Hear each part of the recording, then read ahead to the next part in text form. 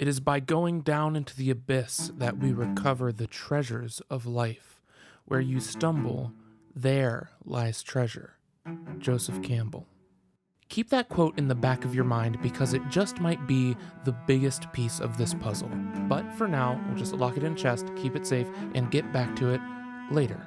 And for anyone not caught up on Game of Thrones, just a quick warning. Spoilers, spoilers, spoilers, spoilers, spoilers, spoilers, spoilers, spoilers, spoilers, spoilers, spoilers, spoilers, spoilers, spoilers, spoilers, spoilers. Oh no, my voice does not do that. So we try to keep things appropriate for all ages, aka monetized, here on Make Stuff, but there is no universe in which we can keep it clean when talking about one of the most violent and sexual and strong language shows on television. So for this episode, we are no longer Make Stuff.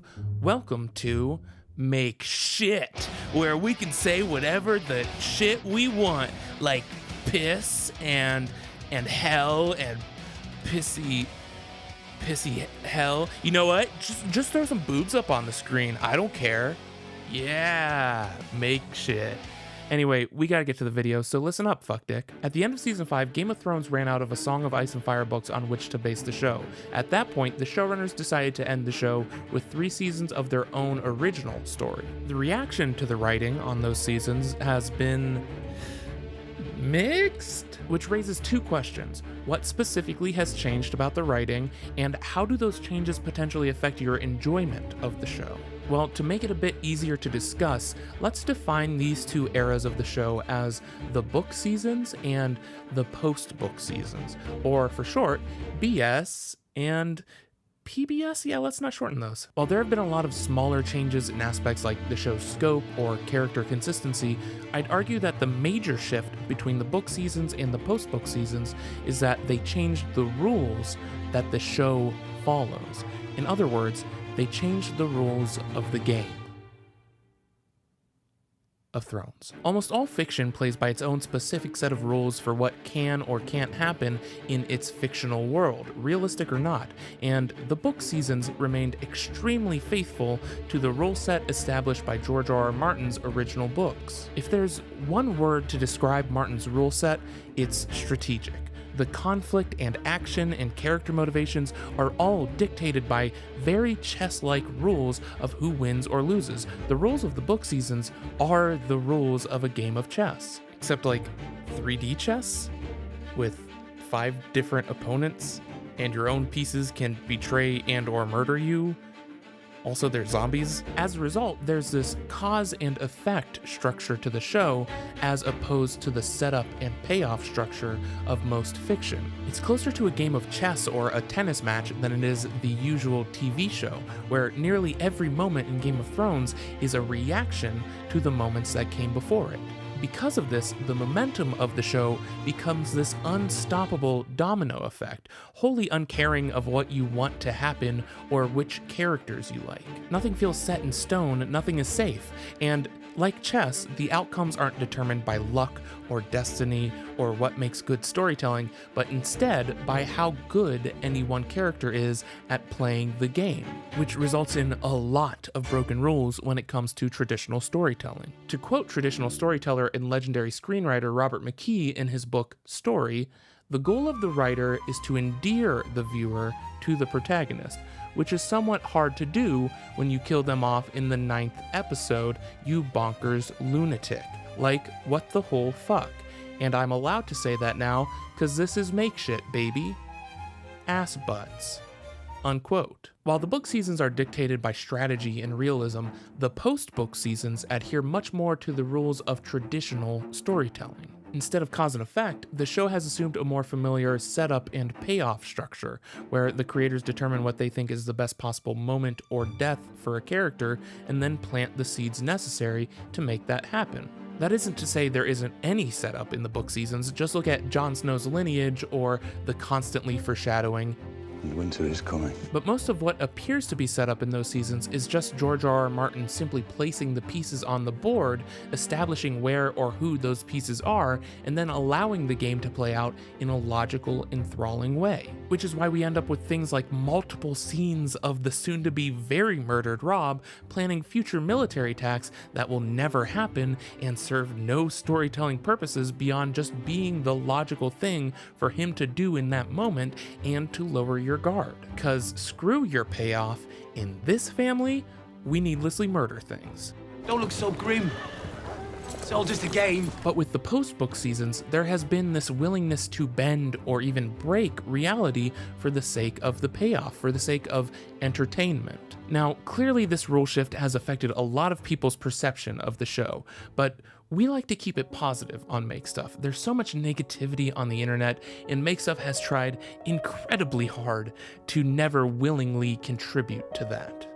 Except, this is Make Shit, and I can say whatever the damn I want, so sorry not sorry for this flamin' hot Cheeto of a take, but I still really like the show. I think it's really good. And it's okay if you don't like it anymore. It honestly just comes down to what you love about the series. If you watch it for the fascinating characters or the epic battles, there's still a bunch to love. That Light of the Seven sequence is peak Game of Thrones, and the Battle of the Bastards is just great filmmaking. I think a lot of people have confused different writing for bad writing though, but a good 95% of fiction has that same setup and payoff structure. Even Make Stuff videos have a setup and payoff structure, and those things are fucking amazing.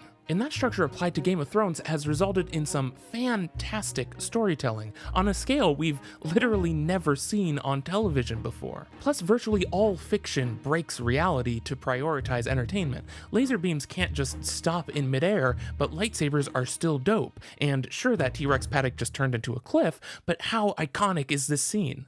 All of that said, changing the rules of a show 5 seasons into it does have repercussions, and 3 major repercussions of that rule shift have honestly been bothering me a lot.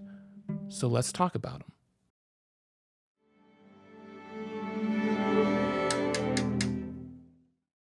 The main drive of Game of Thrones' conflict has always been who's better at playing the game. When a character died, whether it was from honor or love or obsession or cruelty or a miscalculation, it was almost always because they didn't play the game well enough.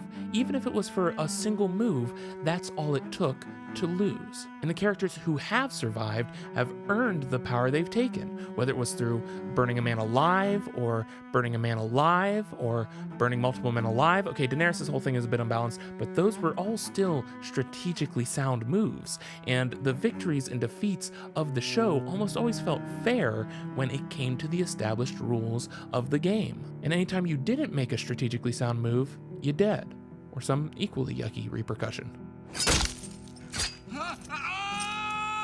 But that's changed. Now you can charge straight towards a dragon and you're good. Or you can charge straight into a trap and you're good. Or you can take a whole group of everyone's favorite characters and charge straight into the center of an undead army and oh no, that one guy died. You know, the guy. Strategically sound moves are now being defeated by other people showing up at the last possible second for full dramatic effect, which isn't automatically bad writing at all. But those characters start to feel less and less like they earned their power. It feels less fair. They played the game poorly and they were rewarded for it, which, in my mind at least, minimizes the stakes and risks the integrity of the show's entire conflict. So I have a very real concern that whoever ends up on the throne, it won't feel like they earned the throne.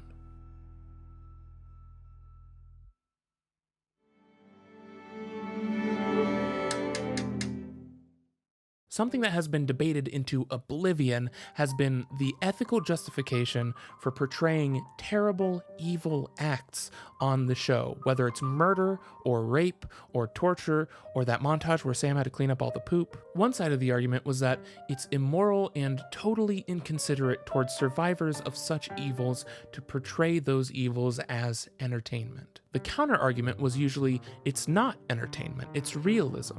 It's necessary for the sake of the show's unflinching reflection of reality to portray the actions of these evil characters. So here's the rub.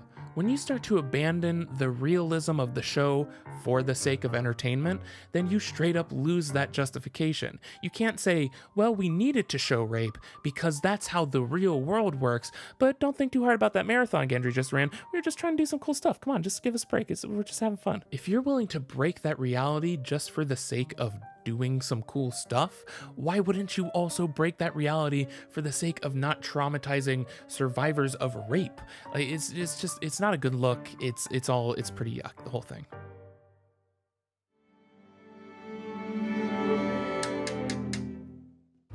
So this is the big one for me, because I believe Game of Thrones had the potential to reveal something truly profound about society and humanity that a lot of traditional storytelling can't.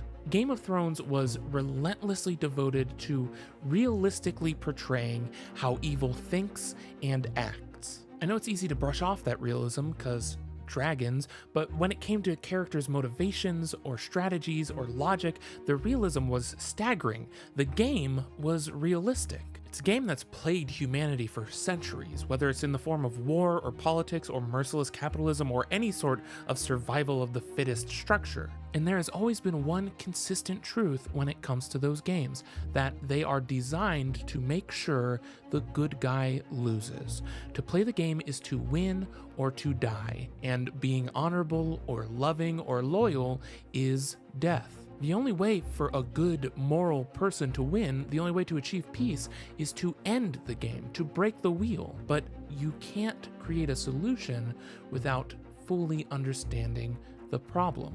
Game of Thrones, underneath the plot twists and cool armor and dragons, has always secretly been teaching us how evil thinks, how evil acts and spreads. It's showing us its strengths and its weaknesses, and it shows us the lethality and paranoia and pointlessness of playing the game. In a world that is being torn apart by evil, Game of Thrones is a resonant and invaluable cautionary tale. But when you betray that realism, that moral, you start to misinform the audience. You start to teach them that sometimes the good guy does win the game just because he's the good guy. You teach them that this horrifying side of humanity isn't as ruthless as they thought, that there is room for mistakes, which isn't true.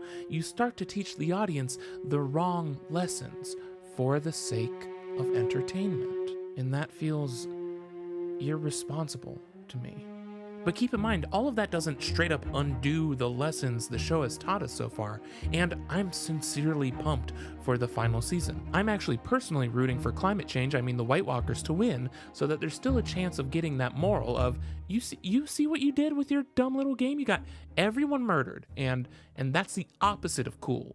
Sirs, bad, no. But yeah, I still think the final season is still going to be a total blast. The best part about that setup and payoff structure is that you get a big payoff. Oh, and speaking of a big payoff, do you remember that quote we set up and locked in a chest at the beginning of the video? Well, if you look at it from just a slightly different perspective, you just might start to realize that, oh, it's dead. It was murdered. Well,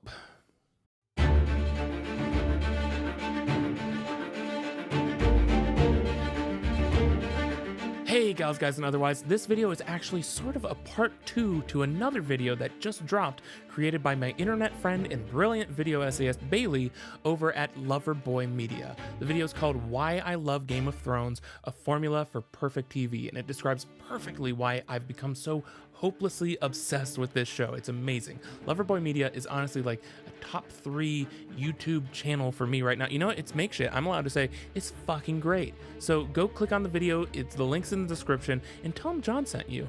And you know what? Tell them John's fucking sent you. Cause yeah, Yeah, make shit. Yeah, let's retire that. And after you check out that video, go check out the Make Stuff Patreon over at patreon.com/MakeStuffStudios. We've got exclusive podcasts and videos and early access and blog posts and a billion other rewards. Okay, maybe not a billion other rewards, more like, I don't know, half a billion. But patrons can also get a shout out at the end of every video, just like these honorable stuff makers. Kira Greenfield, I hope you never get torched by dragons. TC Arkenberg, I hope no one poisons your wedding wine. Kathy Murphy, I hope you never get your face eaten off by a starving hound. There, I said it. Julie Rimley, I pray that you are never incinerated by wildfire, even though that would be a pretty dope way to go. Tyler Anderson, I hope you never fall hundreds of feet off the wall to your death, which would be very embarrassing, honestly. And Sandy Swagger, may you never be shot with a crossbow whilst on the toilet. That would be shitty. Okay, now we could retire make shit. And thank you to all of these other stuff makers. May the Lord of Light spare you from any and all zombie polar bears. Anyway, go check out Bailey's amazing video, and as always, go make stuff.